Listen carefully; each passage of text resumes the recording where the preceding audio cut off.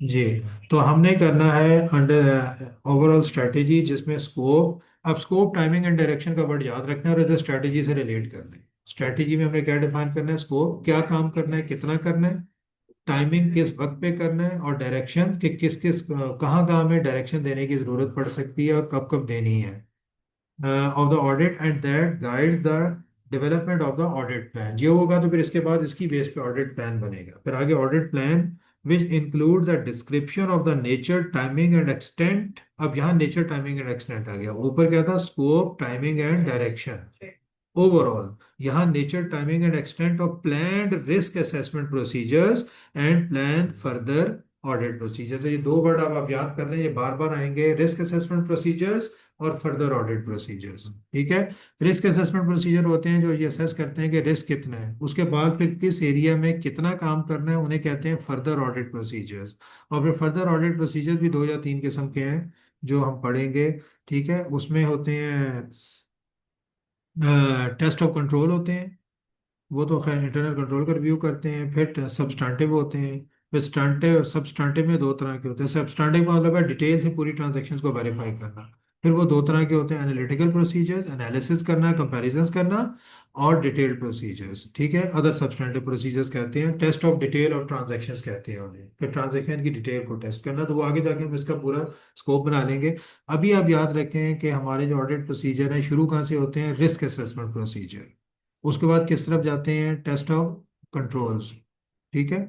उसके बाद कहाँ जाते हैं, सब्सटैंटिव प्रोसीजर। और सब्सटैंटिव प्रोसीजर में फिर कौन कौन से होते हैं, टेस्ट पहले होते हैं एनालिटिकल, सब्सटैंटिव एनालिटिकल प्रोसीजर्स, और फिर test of details of transactions. ठीक हो गया।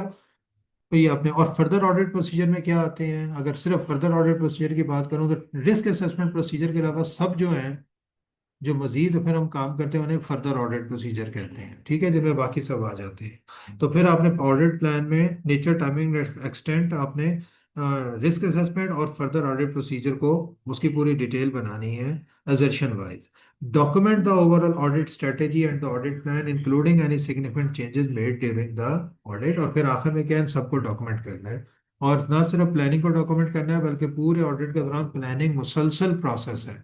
याद रखना है कि प्लानिंग ऐसा प्रोसेस नहीं है कि शुरू में आपने कर ली और बस अब प्लानिंग को पे आंखें बंद करके आपने ऑडिट शुरू कर दिया। कहीं भी जाके आपको एहसास हो सकता है कि हमारी प्लानिंग में डेफिशिएंसी है, हमने तो कुछ और सोचा था, ये तो चीज़ किसी और तरह सामने आ रही है। तो आपको कहीं भी अपनी प्लानिंग चेंज करनी पड़ सकती है। तो प्लानिंग जो होती है ये कॉन्टिन्यूस प्रोसेस है। ज़्यादा प्लानिंग वर्क तो शुरू में हो जाता है, लेकिन ऑडिट के दौरान भी जगह जगह प्लानिंग को चेंज करना पड़ सकता है। और जब भी आप प्लानिंग चेंज करेंगे तो उसे भी डॉक्यूमेंट करेंगे, पर इनिशियल प्लानिंग क्या थी, वो ये थी, मैंने चेंज करके ये की और मैंने क्यों की। और फिर ये भी डॉक्यूमेंट होना है। तो वो कह रहा है कि एक तो पूरे डॉक्यूमेंट करें ऑडिट स्ट्रैटेजी और प्लान को, और फिर any changes that might have to undertake, have to be undertaken, वो भी आपको डॉक्यूमेंट कर लेनी चाहिए। ठीक है। तो उसने शुरू कहाँ से किया है, अपने आप से सवाल करेंगे, जब हम प्लान करेंगे तो सबसे पहला काम क्या, सारी टीम को इकट्ठा कर लेंगे। तो वो कह रहा है पूरी टीम को एंगेज करो। फिर अगला काम क्या करेंगे, क्लाइंट कंटिन्यूस एंगेजमेंट कंटिन्यूस करेंगे और कंप्लायंस विद फंडामेंटल प्रिंसिपल्स कर लेंगे। उसके बाद जो लीगल प्रोसेस है वो भी कर लेंगे। उसके बाद फिर हम क्या करेंगे, अब सारा कुछ हो गया है, अब हमें कंफर्म हो गया है कि ऑडिट शुरू करना है, तो एहतियातन एक बार एंगेजमेंट लेटर को दोबारा पढ़ लेंगे ताकि कोई कन्फ्यूजन तो नहीं है, हम क्लियर हैं इस पे। वो भी हो गया। तो फिर अब स्ट्रेटेजी बनाएंगे। और स्ट्रेटेजी में क्या है, स्कोप टाइमिंग एंड डायरेक्शन, बस ये चीज़ याद रखें, बाकी रट्टा लगाने की ज़रूरत नहीं है। और फिर ऑडिट प्लान तैयार करेंगे स्ट्रेटेजी की बेस में, जिसमें नेचर टाइमिंग एंड एक्सटेंड, अब प्रोसीजर पे चले जाएंगे, अब प्रोसीजर वाइज बनाएंगे। और कौन से procedure, risk assessment procedures and further audit procedures. ठीक है। और आखिर में क्या करेंगे, जो कुछ हमने किया है सबको डॉक्यूमेंट कर, या इसे 300 आपको पूरा स्कोप देता है। फिर है G involvement of key engagement team members. ISA 300 requires engagement partner and other key members of the engagement team to be involved in planning the audit including planning and participating in the discussion among engagement team members to enhance the efficiency and effectiveness of the planning process. अब इसमें क्या याद करने वाली चीज़ है, ये तो खुद भी आप लिख सकते हो, कॉमन सेंस की बात है, लेकिन एक चीज़ ध्यान में रखने वाली है कि ये जो डिस्कशन है दो लेवल्स में है। ये समझ आ रही है यहाँ पे कि नहीं, कौन से लेवल उसने बता दिए हैं।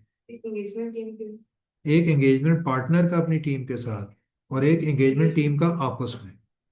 मतलब वो छोटे मोटे मैटर भी वो डिस्कस करते रहेंगे, छोटे मैटर में आपस में भी वो कौन किस वक्त क्या करेगा, आपस में भी प्रोग्राम बनाएंगे ना, वो प्लान करेंगे।